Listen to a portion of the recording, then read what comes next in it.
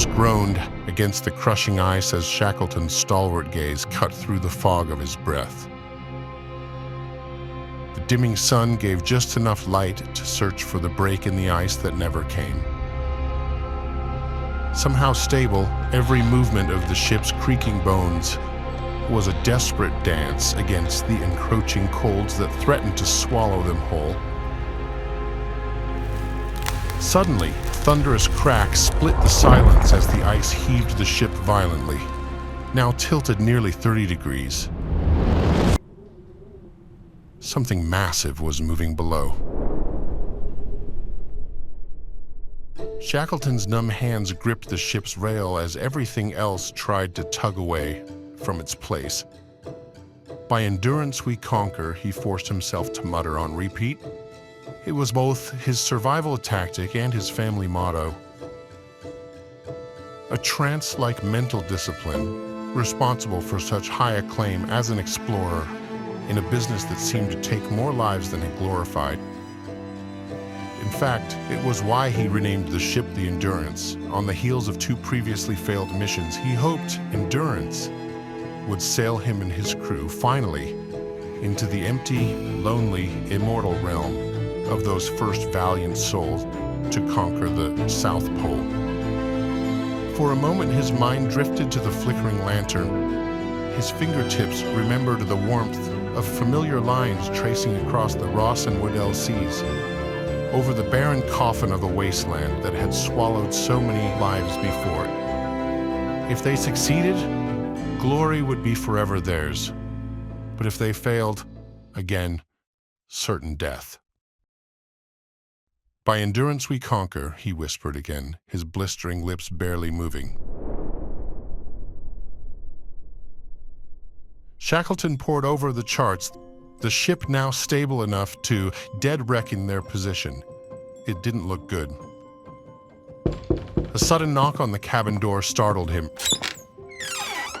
Frank Worsley stumbled in, beads of frozen sweat clinging to his beard. "Sir, the ice is carrying us north," he said, breathless. "We are still attempting to correct course, but it appears we cannot stop it. The ice is carrying us away." Shackleton's heart sank. He called his officers together, their expressions mirroring his dread. "We're trapped," Shackleton said firmly. "The ice is crushing us. If there is any chance for survival to return home, we must abandon ship."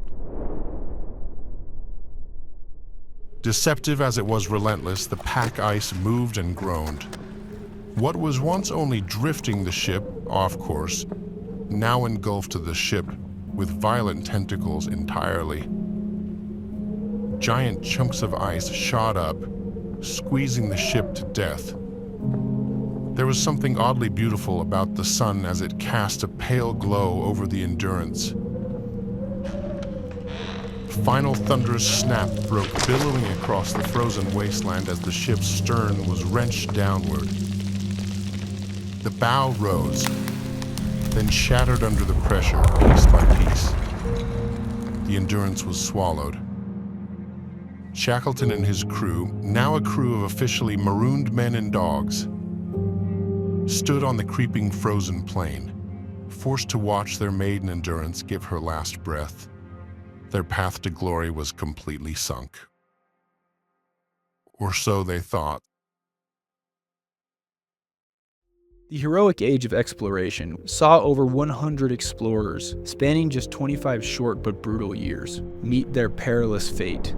During the 16 expeditions that ventured into Antarctica, not even the daunting Mount Everest in its entire history took more men than did the extremely unforgiving, uncharted South Pole during the brief heroic age of exploration. All frozen in relentless cold, starved to death, or lost to fatal accidents. Just to make it to the South Pole, ships had to crawl through treacherous, moving pack ice and towering icebergs surrounding the landmass. With temperatures regularly stagnant below negative 22 degrees Fahrenheit, harsh storms and blizzards were frequent, which made both navigation and arrival to the continent nearly impossible.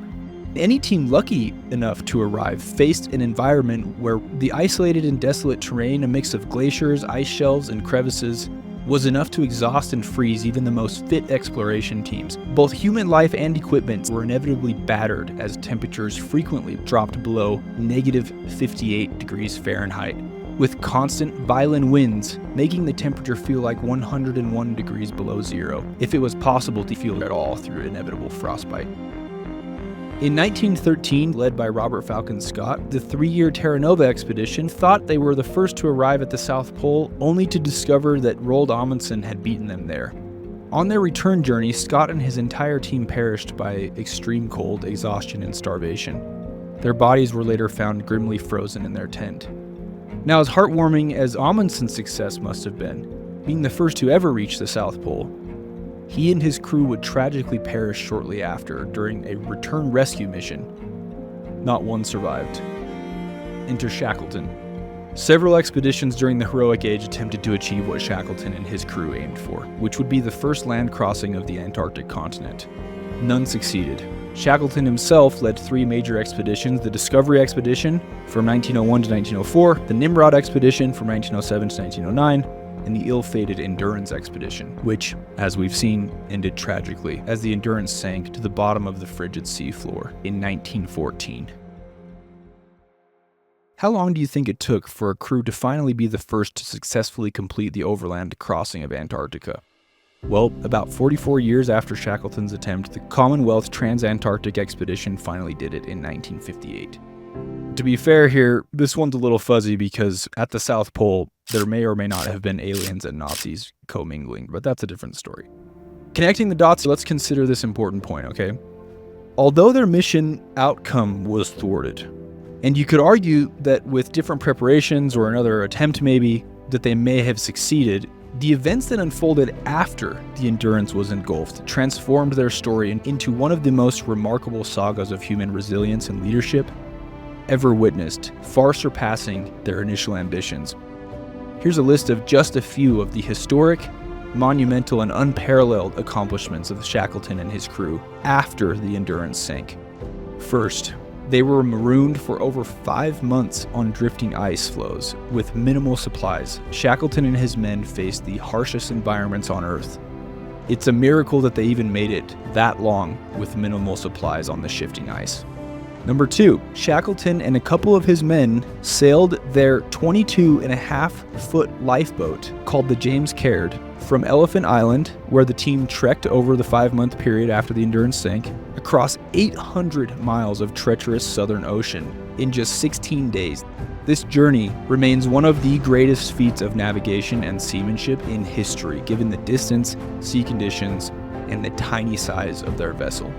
Number 3, after landing on the uninhabited side of the South Georgia Island, Shackleton and 2 companions trekked 32 miles over uncharted mountainous terrain and glaciers in just 36 hours to reach a whaling station. This unprepared yet successful trek stands as a singular achievement in exploration history. Nobody has done anything similar since, in so little time, with zero preparation and almost no climbing equipment. Number 4, Shackleton's determination to let no man perish led him to make 4 rescue attempts over several months to save his men stranded on Elephant Island. His persistence ultimately secured their safe return, showcasing unparalleled levels of leadership. Number 5, perhaps the most impressive aspect of the heroism that ensued after the mission was lost was in fact the mission of sheer survival. Despite extreme conditions and numerous life-threatening challenges, not a single member of Shackleton's 28-man crew perished. This starkly contrasts with the high mortality rates that we've lined out previously and underscores his exceptional command. Number 6, Shackleton's ability to maintain morale and unity under extreme duress was as crucial as their physical survival.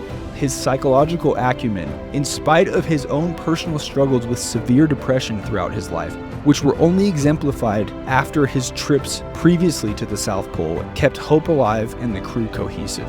Truly remarkable when you consider his own struggles and the ability to keep the crew in positive spirits and determined to survive in spite of him being distant and gone for most of the time away from the crew, and his multiple rescue attempts And lastly, Frank Worsley's precise navigation using only a mechanical sextant, which is basically a tool that looks like a clock with a sight mechanism, used to measure the distance between objects and calculate where the team is at relative to where they should be, without any other tools for accuracy in an unfamiliar, harsh sea, guided the small escape crew on the tiny James Caird lifeboat through some of the world's roughest seas to reach the South Georgia island.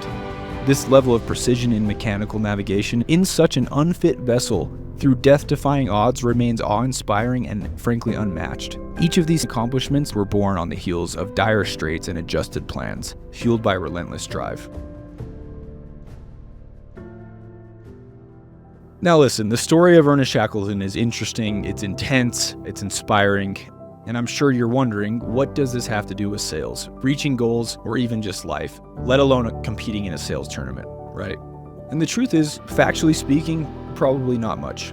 It would be disingenuous to pretend that the Las Vegas heat or the Dallas humidity is as harsh as negative 101 degree freezing weather, or that a summer sales job even remotely resembles the life-threatening risk Shackleton had to endure in the face of failure to accomplish their original objectives. But if you can look at this from a slightly different angle, as a metaphor of sorts, and not just an abstract one, but one that actually applies to you, isn't the endurance expedition a good metaphor for your own expedition or journey to achieve your own goals? In that light, and bear with me here, it becomes pretty easy to see that anything worth doing is not just about setting goals, although it may feel like it at points. Your summer is not a life and death struggle, I get it. Yet it has far-reaching implications, a microcosm of sorts, for things far more important for your life.